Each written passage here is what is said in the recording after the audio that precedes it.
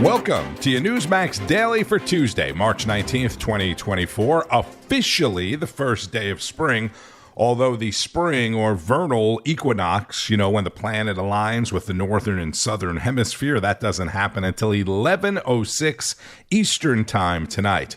There are now 94 days until summer. For Christians around the world, today is the 5th day of Lent. For Italians, March 19th is big. It's St. Joseph's Day in honor of the patron saint working to relieve famine in Sicily during a devastating drought. Like everything else Italian, it's celebrated mainly with food, but not meat because it is Lent. Most notably, the highly sought-after St. Joseph pastry. Oh, yeah, you know. Well, you either know or you don't know, but if you know, you're like, yeah, Tony, get me one of them St. Joseph pastries. And for Muslims, today is the 10th day of Ramadan. It is also primary day in several key states, including my home state of Florida, Arizona, Ohio, Kansas, and Illinois, with President Biden and former President Trump both having secured their party's nominations. Ohio's GOP Senate race is basically the headliner today. Bernie Moreno, backed by the former president, running against State Senator Matt Dolan and Secretary of State Frank LaRose. The winner will run against Democrat Sherrod Brown in November. Arizona Senate candidate Kari Lake was in Ohio yesterday campaigning for the GOP and spoke with Eric Bolling. The solution really is to get America First candidates back in office. And that's why I'm actually here in Ohio today, helping Bernie Moreno, an America First candidate running for U.S. Senate in Ohio, get across the finish line tomorrow. We in Arizona have our presidential preference election. It's just going to be the presidential preference election. So President Trump is on the ballot. We already know he's the nominee, but we need Arizonans to go out and vote for him anyway, even though he's already the nominee, because we want to show him how much support he has in the state of Arizona. So tomorrow, you got to get out and vote for him. You could even get out today and vote early if you'd like. We'll get to that in one more second. I just want you to listen to Joy Reid, who last week said that illegals, I don't remember how she framed it, but somehow illegals aren't committing crime, a lot of crime. And my point to Kari is tell that to all the victims of the illegals' crime. I'm talking the Georgia nursing student. I'm talking about the 15-year-old that was raped over the weekend allegedly raped by another illegal. Listen to Joy Reid. One of the ways that Donald Trump and Republicans are hoping to demagogue their way back into, control of the White House and to hold on to control of the control of the House and gain control of the Senate is the immigration issue. And they've been truly demagoguing an issue of a Georgia young woman who was killed, a Georgia young nursing student named Laken Riley. They've now passed a law called the Laken Riley Act. Is it just a messaging bill? Does it do anything or change anything? I will note for our audience that overall crime is down this year across this country, and migrant crime is negligible. Negligible. Tell that to some Laken Riley's family and the other massive number of women who are young girls are being raped by illegals. Kari. People don't feel safe on the streets. They don't feel safe in their neighborhoods. In Arizona, we have a gang of Chilean burglars who have invaded our country by the hundreds, by the thousands, and they are robbing homes. They're called the dinner time bandits. They've been robbing homes, breaking into homes, wiping people out when they're breaking into these homes. And so everyone's becoming a victim of crime that doesn't need to happen. And crime is not on the way down. Crime is soaring right now. Some of these woke cities are not reporting all of the crime, and they're not reporting all of the true numbers. But you just ask Americans, and Americans don't feel safe walking across the grocery store parking lot anymore. They don't feel safe in the subways, and that's why we have to have enforcements showing up in places like New York City because people can't take the subway anymore. It's that unsafe. And so Joy, I don't know where she's living, what planet she's living on, but she needs to come back down to planet Earth, come back down to what's happening on the streets of this country, and people don't feel safe, Eric. Arizona Senate candidate Kari Lake on the balance with Eric Bolling. As she mentioned, today is presidential preference primary day in Arizona, the state primary, when voters will get to vote on Senate candidates candidates is not until July 30th. That would be the perfect segue into news from the left. And I do have a news from the left segment for you, so do not go away. I will get to that in a bit, but since Kari was talking about the border and gangs, and how about that? Chilean gangs, haven't heard much about that, breaking into homes and violently robbing people while eating dinner. Congressman Roger Williams from the other big border state of Texas spoke with Charlotte McBride this morning on Wake Up America. You're from Texas. The Supreme Court has once again extended the block on the immigration law that would allow local and state police to arrest those crossing the border illegally. How is this impacting everyday Texans? Well, it's horrible. I was Secretary of State under Governor Perry back in 05 and 06, and I've been down the border a bunch. It's worse today than it was yesterday, going to be worse tomorrow than it is today. It's not only affecting Texas drastically, which Governor Abbott's doing a really good job in spending money and resources and assets that should be spent by the federal government, but we have to defend our sovereignty. He's doing a great job. But it's affecting every state in America. I mean, as we say now, every state's a border state. We've got millions. We don't know how many. We say 10, we say 15, could be 20 million of people over here that are not the best of the best. They come over here illegally. They decide to break the law. They decide to hurt people. They decide to destroy land. They're over here to hurt us. They're not coming, and they're not going to go back.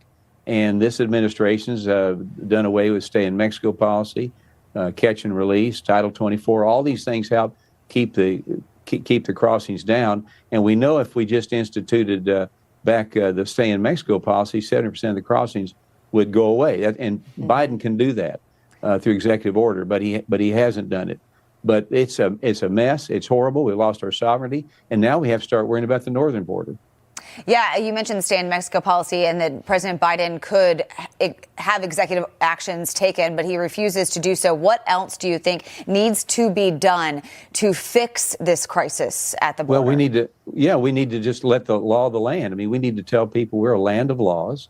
We are not going to let you come in and break the law and destroy our assets.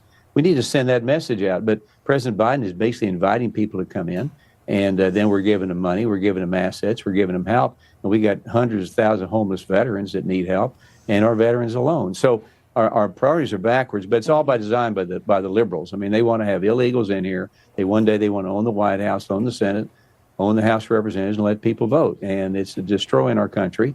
And we need to stop it, and it's the most important thing we need to do in our country. Our assets need to go to the border, not to go to foreign countries. That's Texas Rep. Roger Williams on Wake Up America, referring to the battle in the House over funding for Ukraine. And the bloodbath hysteria that I covered yesterday was obviously one of the big media stories of the day yesterday. Carl Higbie did an excellent job of demonstrating the hypocrisy in the media and on Capitol Hill. Look, I'm just a normal guy, nowhere near as smart as our moral ivory tower overlords in the legacy media. And I'm just asking the question, where was all the outrage every time that they used the same phrase? But as Politico.com reports tonight on the, quote, bloodbath at the RNC, Headlines calling it a, quote, bloodbath. Be a bloodbath. Not only is it going to be a bloodbath, but after they leave New Hampshire, it's a bloodbath on her home turf. That's really tough. Trump has left a lot of corpses in his wake. I mean, we can count the bodies. As part of the, quote, MAGA drive to take over Maricopa County. And the headline refers to it as an impending bloodbath. Columnist Charles Blow has a new piece for the New York Times entitled A Biden Bloodbath. 2018 midterms, you can bet that they 100% are fearing a slaughter. In fact, the word bloodbath and massacre come up frequently. The Republican Party will be destroyed. It's going to be a bloodbath. There's going to be a bloodbath one way or the other. I mean, strange, right? But this is what they do. Remember when they tried to make this the #1 soundbite of 2020? You had some very bad people in that group, but you also had people that were very fine people on both sides. And then Joe Biden came out and pretended that that was the sole reason he was running. And that's when we heard the words of the President of the United States that stunned the world and shocked the conscience of this nation. He said there were, quote, some very fine people on both sides. Very fine people on both sides. That's why today I'm announcing my candidacy for President of the United States. It's so stupid. I mean, they spent tens of millions of dollars and a presidential announcement speech to push that narrative and suppress the Hunter Biden laptop, too. Look, I sat next to a guy on an airplane right after the 2020 election. And we got to talking about politics because it was a 4-hour flight. Then he voted for Biden. Very cordial conversation. And that comment came up. I asked him if he had heard the rest of the soundbite. Well, he kind of looked at me. And I even played it for him because, I keep those receipts on my phone. You're changing history, you're changing culture, and you had people, and I'm not talking about the neo-Nazis and the white nationalists, because they should be condemned totally. Yeah, they never played that part, though. I mean, this guy was shocked. He honestly had never, and this is like, he had never heard the rest of that comment because the media didn't play it. This is the exact same thing as what they did this weekend. They were perfectly okay, and I say they, the legacy media, lying to the American people. I mean, and guys like the one I sat next to, given my conversation with him, he seemed way above average intelligence. But guys like that based a significant portion of their vote on the non-fact or whatever else the media peddled. That's election interference, or at least it should be. Excellent reporting from Carl Higbie, as always, on Frontline. You can catch it weekdays at 5 o'clock Eastern. Okay, this is from Rob Schmitt's popular News from the Left segment. Next up, junior Biden campaign spokesman Quentin Fulks laughing about Joe Biden's lagging as far as black support in this next election. He just simply refuses to believe that this is a problem. They're trying to run from the reality that they're about to face. Take a look. All this ink that's been spilled about the fact that President Biden is losing black support, losing support among black Americans. Do you believe, you guys do internal polling, are you losing black folks? Look, what I would say is that no, we're not, but we have to continue to make sure that we're reaching out to these voters. It's been the number one thing on our mind. Mm-hmm. Comparing Marist NPR PBS polls, Joe Biden's favorability among black voters, April 2021 at 89%. January 2024, you're down to 57%. Gentlemen, keep dreaming. Next up, CEO of Hertz resigning after the company's reversal on their big electric vehicle gamble. Hertz CEO Stephen Scher done at the end of the month, the company announcing its biggest quarterly loss since 2020 when COVID hit and nobody could rent a car. The company, once praised by Biden for its investment in EVs, learning the hard way that they got suckered by Biden in this big EV push that got all Biden's donors rich, screwed everybody else over. The repair cost on the EVs was just too high. The demand for the rental cars was just too low.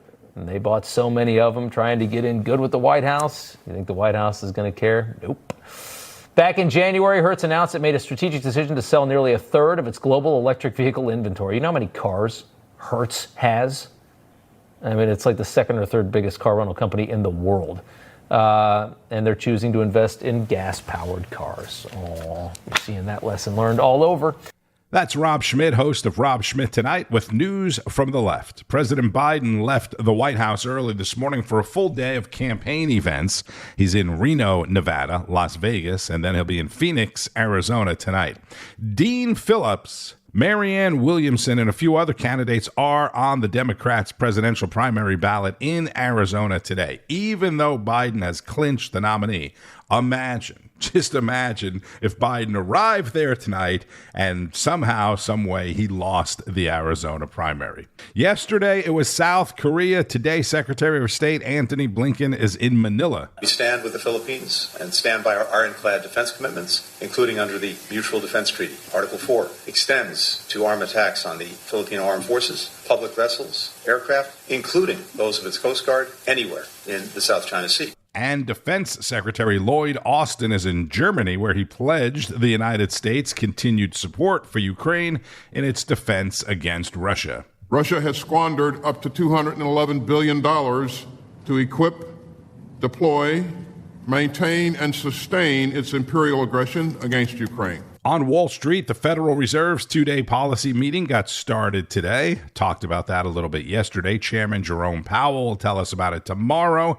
but you can expect another volatile day on the markets today. And after a failed attempt at a Supreme Court appeal, former trade advisor Peter Navarro is reporting to a minimum security federal prison in Miami today, where he'll spend the next 4 months. Navarro is now the first former White House official ever to be jailed for contempt of Congress. And once again, there was no Powerball ticket matching all 6 numbers, so the jackpot goes up to $687 million. And Tony Marino keeps working. It was a $2 million winner here in Florida. Several $1 million winning tickets sold in several other states. Don't forget, though, there is $875 million up for grabs tonight in the Mega Millions as well. Oh, and I came across this. If you live in Pennsylvania and you didn't already buy your Mega Millions tickets, you're SOL.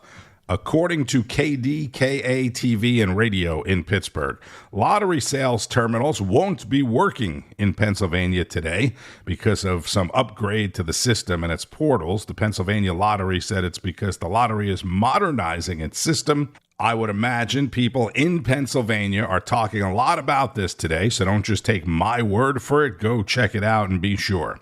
And be sure to keep up with all the news all day today and tonight on Newsmax, available on most major cable systems, and make sure you're getting the new Newsmax Plus as well. Go to newsmaxplus.com to get signed up. You can also get a free trial. It includes all of your favorite shows and hosts with expert analysis from people like Governor Mike Huckabee, Kari Lake, Alan Dershowitz, Judge Napolitano. There's documentaries, special programs, and more. NewsmaxPlus.com. Thank you for checking out the Newsmax Daily. Hopefully we'll see you right back here tomorrow. I'm Tony Marino. Enjoy the rest of your day. Good luck with the NCAA basketball tournament, which gets underway tonight as well. And keep on fighting the good fight.